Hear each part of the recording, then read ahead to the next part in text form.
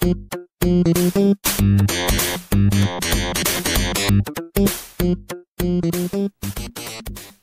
everyone, it's Erik from Mad A Productions, and welcome to another Sega 32X review. The last Sega 32X game we took a look at was kinda disappointing, so I figured today we should take a look at a game that's an actual reason to own the Sega 32X. So we'll be taking a look at a near-perfect port of a bitchin' 80s arcade game. It's Space Harrier. Let's take a look. That is such an iconic 1980s arcade title screen, and I love that robot. When I was a kid, I wanted to be the dude sitting on the shoulder of that robot. I love that thing. Space Harrier was originally released in 1985 in the arcades, and then this port was released in 1994 on the Sega 32X. And as you can see from here, this is an amazing port. If you like Space Harrier, you're going to love it on the 32X. I don't want to say that this is an arcade perfect port, because I'm not sure if it's perfect, but it's pretty damn close. It feels like you're playing the arcade game when you're playing this at home.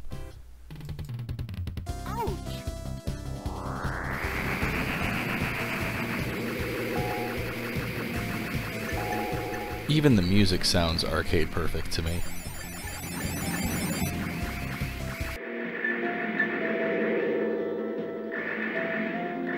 What are these trees made out of that they explode like this?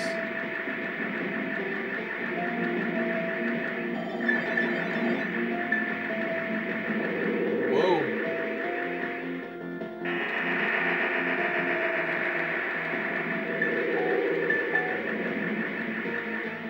Gasoline trees.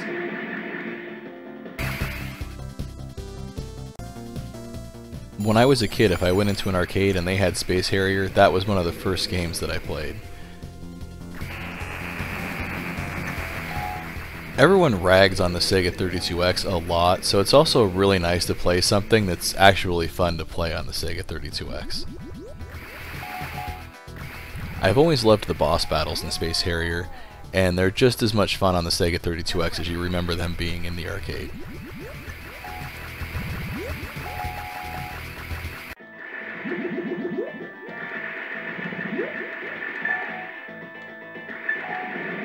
Killed him with a shot to the back of the head. You're doing great. The voice acting also sounds just like it did in the arcade, and it's just as goofy as you remember. Always so positive, though. Something to remember was this was originally an arcade game, so the difficulty can be really high sometimes on the brutal side. This thing was designed to suck quarters out of players' pockets, so it might be a little bit harder than a lot of console games you're used to playing. But also because it was designed to suck quarters out of pockets, it's really fun and addicting to play. I always thought those bullets were crazy looking too, like crazy psychedelic disco footballs. Another great thing about this game is there's a really good variety of enemies and bosses to fight. Each level always shows you something new, it seems like.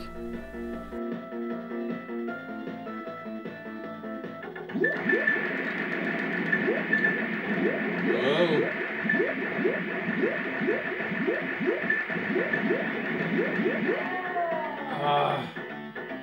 Get ready. You're doing great. No, I'm not. Mushrooms. Somehow knew mushrooms were going to be involved. Like a lot of other great arcade games from the 80s, this game is bright, colorful, and just beautiful to look at. I think the graphics and the sprite work look great and even still hold up today.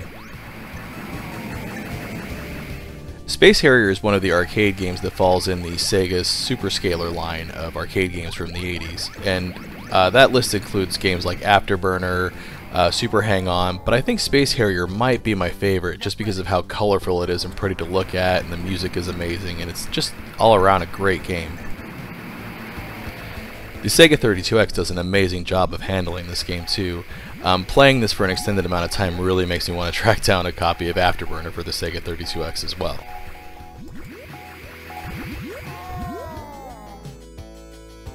Get ready.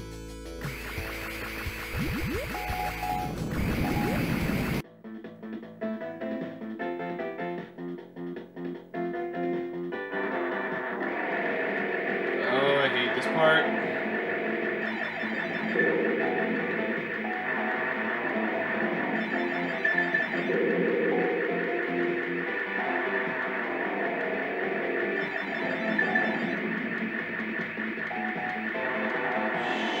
Shit.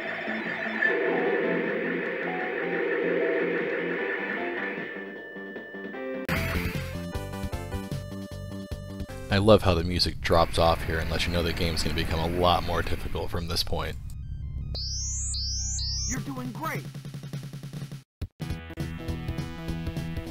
Now, one of the few complaints I do have with Space Harrier is the bonus stage. I'm not a huge fan of the bonus stage. The controls for the dragon Falcor thing that you're riding are really wonky, and it doesn't even really feel like you have a lot of control over it. It just feels kind of random, so not a huge fan of the bonus stage, but it is what it is. The rest of the game is amazing, and it's short, so who cares?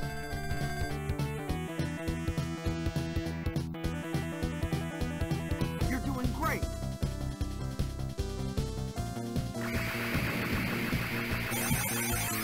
What's amazing about this game too is just when you think it can't move any faster and get any more difficult, it does. The difficulty really ramps up in this game as you progress.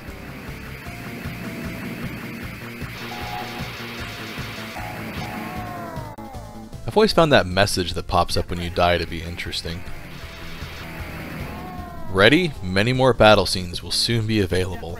What does that mean? Is that hinting at a sequel, or just that you have a lot more levels left? I've always been curious about that. I think this is my favorite home conversion of Space Harrier. There is a version available on the Sega Saturn, and it plays great too, but this being on cartridge, there's no load times or anything, and it's just great to have a game on the Sega 32X that doesn't suck. If you own a Sega 32X, I definitely think you need a copy of Space Harrier in your collection. Now that being said, it's not exactly cheap. This is probably the best home conversion of Space Harrier, so that definitely shows in its price. Cart-only copies are about 20 to 30 bucks, and you can spend as much as 50 to 60 bucks on a complete in-box copy. But it definitely is worth it.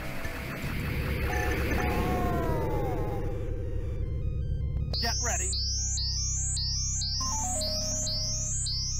If you're a fan of the Sega 32X, let me know what some other games are I should check out in the comments below. I'm going to keep working on my high score here. Thanks for watching. Great.